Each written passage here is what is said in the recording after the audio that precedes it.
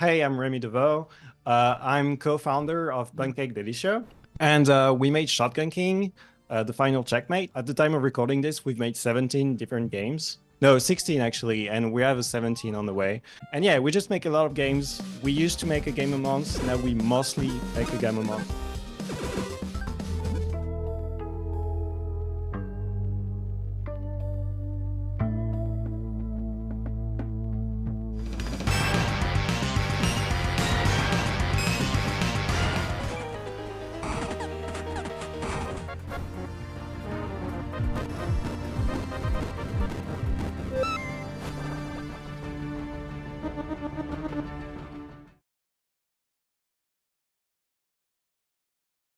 Our studio's thing is that we make a lot of games.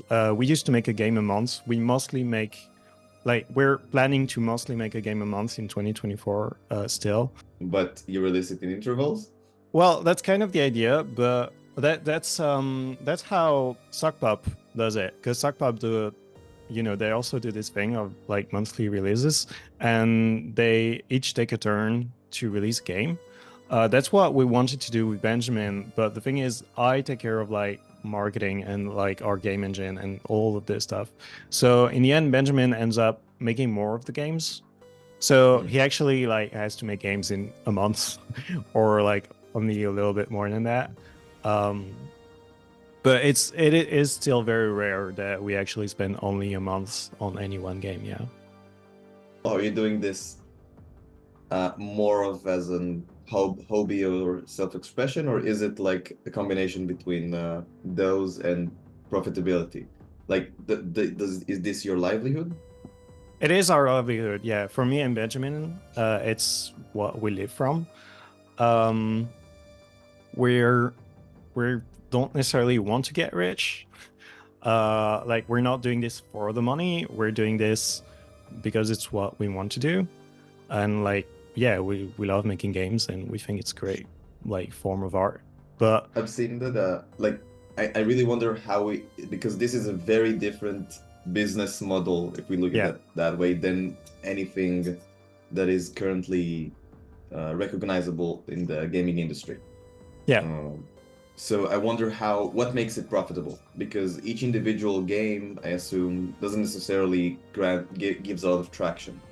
Right. Uh, Well, that's the idea of the Patreon, is that it gives us that baseline that's more stable than any one game sells.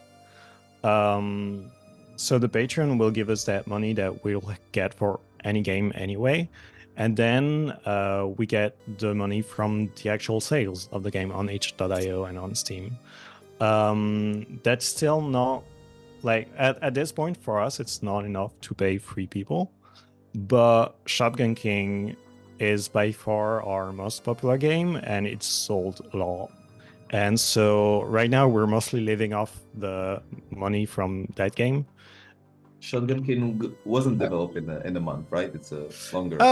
Actually, it Yeah, I was wanted to ask developed in about a that too. weekend. It was developed in a weekend? Yeah, Shotgun King was made for Ludum Dare 50. It was made in 72 hours by the whole team, basically. It was Benjamin's game at first, but everyone pitched in the end. And then we made a full game out of it really quickly. I think it took like 3 more weeks to make the first premium version on itch.io. In the end, we must have spent like 2 or 3 months total on Shotgun King. And then there's another studio that worked on the console version of Shotgun King, and they took what we did with the game and just added a little bit more on top of it. They added a tutorial and they reworked the graphics, and they also added controller support, right?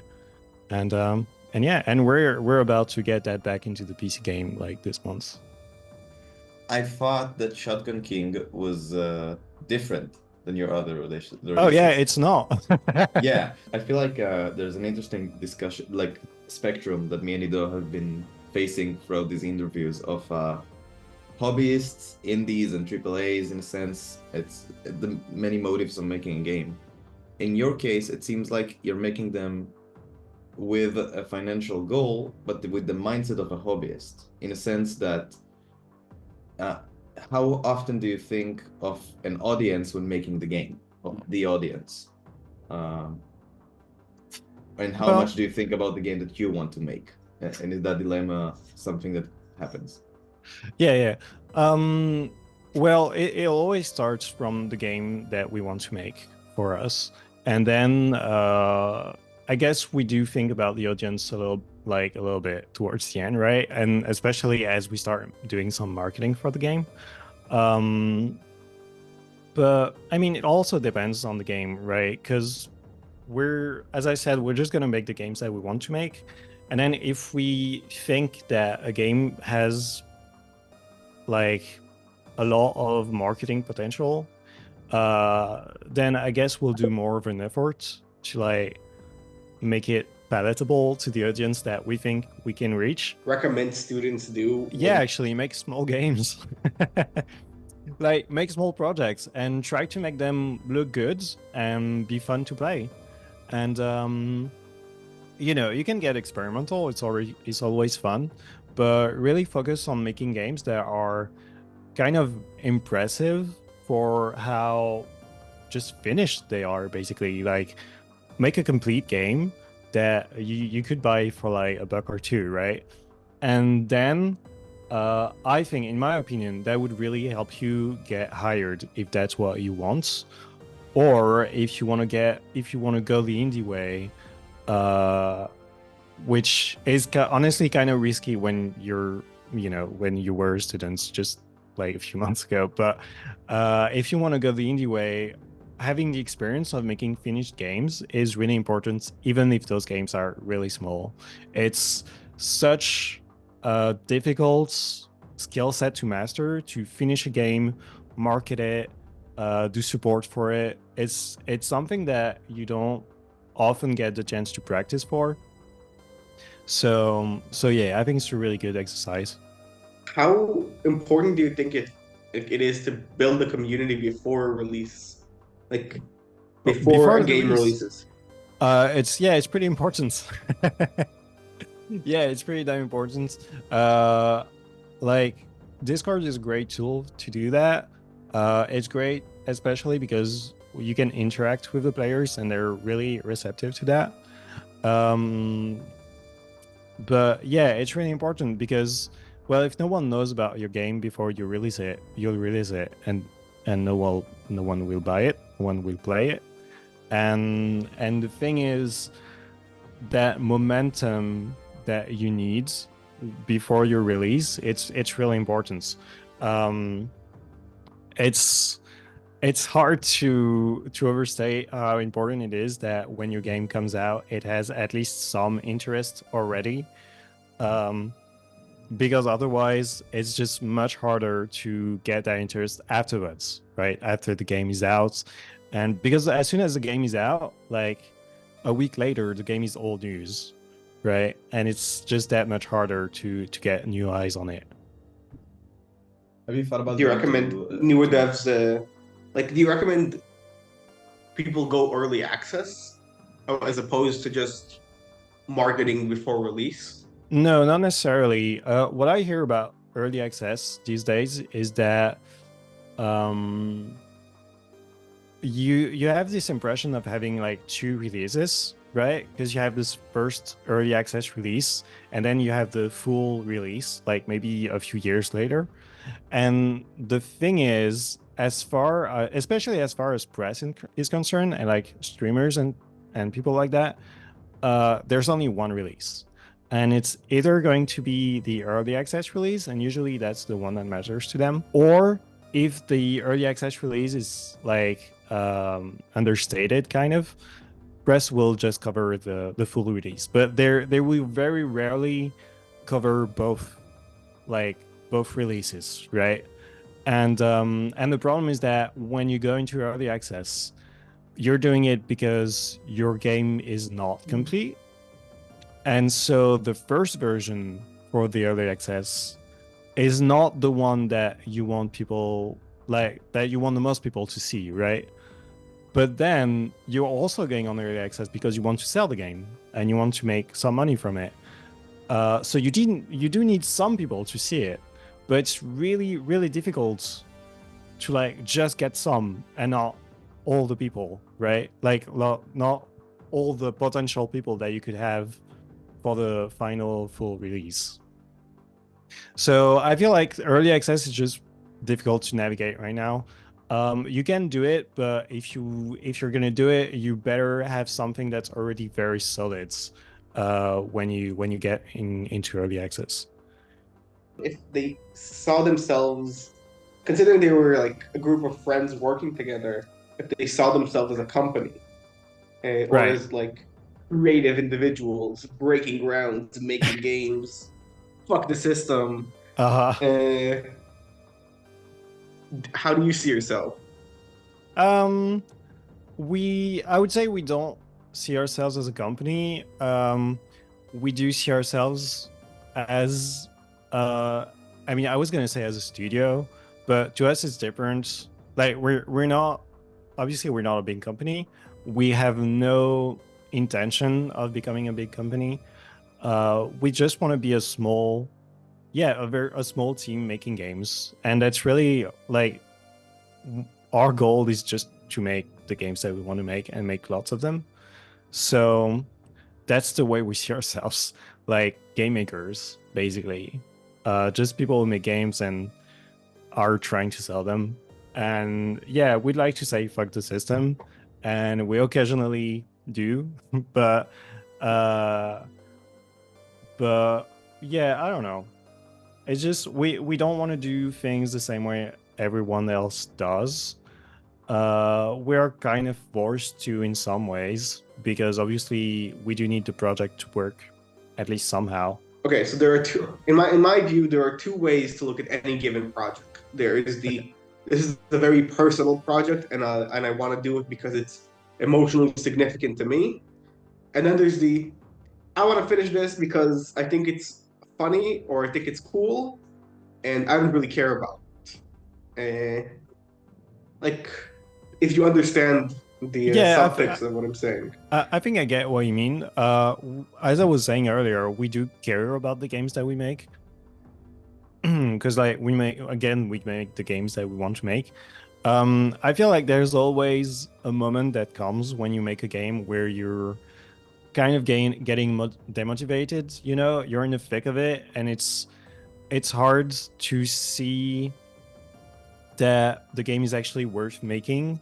You know, it's this dark haze in the middle of development where you're like, well, I've been working on this for us it's like a month, but for most people it's longer than that. We've been working on this for like 3 weeks, a month, and it's starting to look like something, but there's still so much work to do on it, and I don't know if I really want to do it or if I just want to, jump on another project.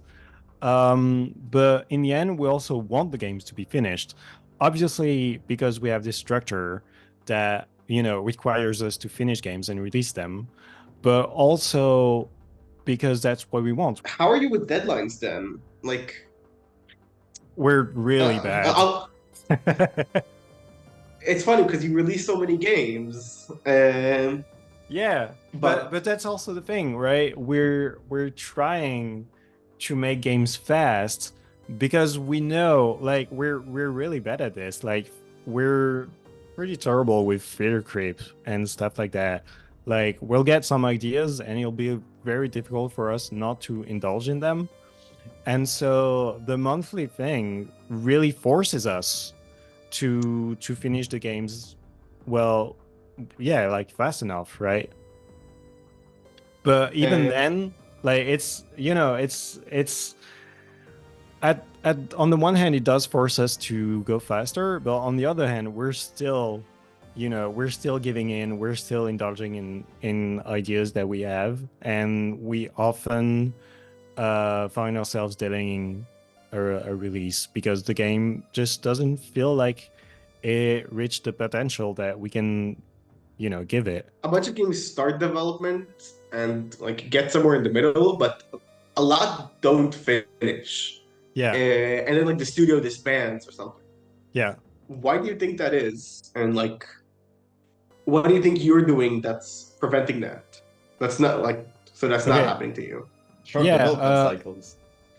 Why does that happen? Because making games is tough. Like it's just really hard, and you have to pay people, and you need money for that.